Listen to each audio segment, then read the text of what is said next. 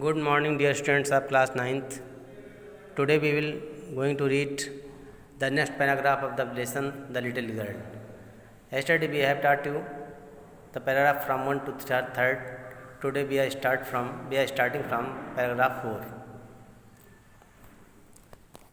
On Sunday afternoon, grandmother sent her down to the drawing room to have a nice talk with father and mother.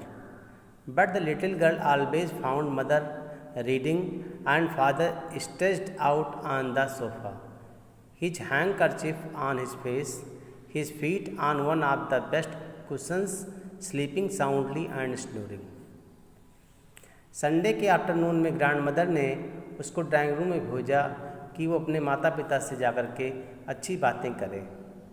छोटी बच्ची जब drawing room में गई तो उसकी माँ पढ़ रही थी और उसके पिता सोफे पर लंबे लेटे हुए थे, जिनका एक पैर कुशन पर था। आप फिगर पे देख सकते हैं। His handkerchief on his face, his feet on one of the best cushions, sleeping soundly and snoring. वो आराम से सो रहे थे। स्नोरिंग मतलब नाक बजा रहे थे।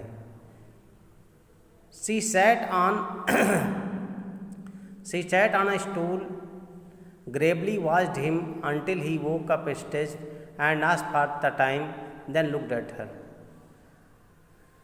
वो स्टूल पर बैठ गई, गंभीरता से उन्हें देखने लगी जब तक वो जग नहीं गए, और तब उसने उसको देखा और पूछा, don't stare so Kezia, you look like a little brown owl.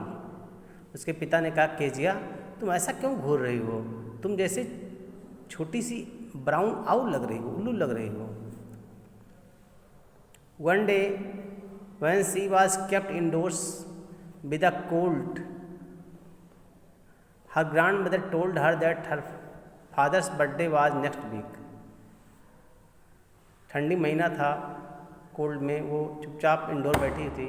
उसकी ग्रैंडमदर ने बताया कि उसके पापा का बर्थडे आने वाला है. And suggested that she should make him a pin cushions for gift out on a beautiful piece of yellow silk. और उसको सजेस्ट किया कि एक पिन कुशन का ब्यूटीफुल पीस बनाओ येलो सिल्क का. 5. Laboriously with a double cotton the little girl stitched 3 sides. मेहनत करके एक डबल कॉटन का उसने 3 तरफ से सिल दिया. But what to fill with it, लेकिन उसमें क्या भरा जाए, दैट वाज द क्वेश्चन, ये प्रश्न था.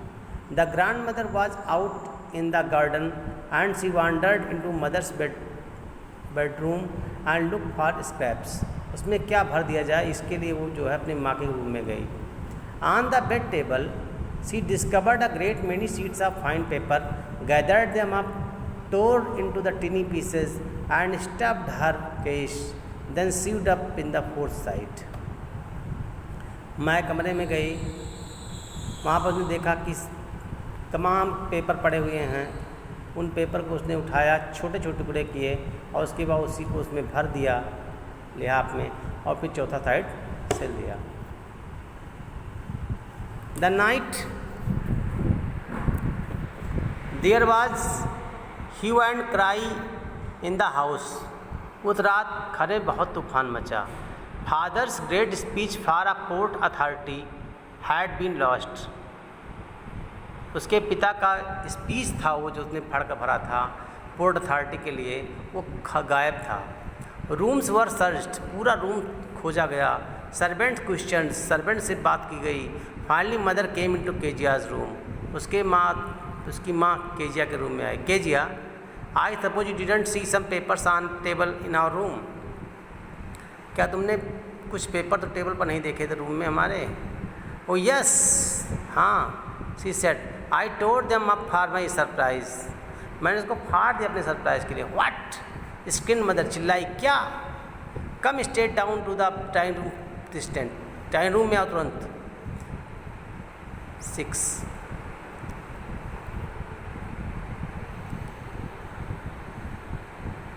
And she was dragged down to her father was pacing to and fro, hands behind his back. और वहाँ उसको खींच कर लाया गया जहाँ उसके पापा तितर इधर उधर घूम रहे थे, अपना हाथ पीछे किए. वेल ही सेड सॉफ्टली, अच्छा, ने तेज कहा। Mother explained, he stooped and stared at a child, वो झुके और बच्ची को घूरने लगे। डिड यू डू दैट, क्या तुमने किया? No no no no, she spurt, वो बोली no no. Mother go up to her room and fetch down the damn things, see that child's put to bed this instant. उसके पिता ने कहा जाओ इसके रूम से उस बेकार की चीज़ ले आओ जो उसने बेकार चीज़ बनाई है।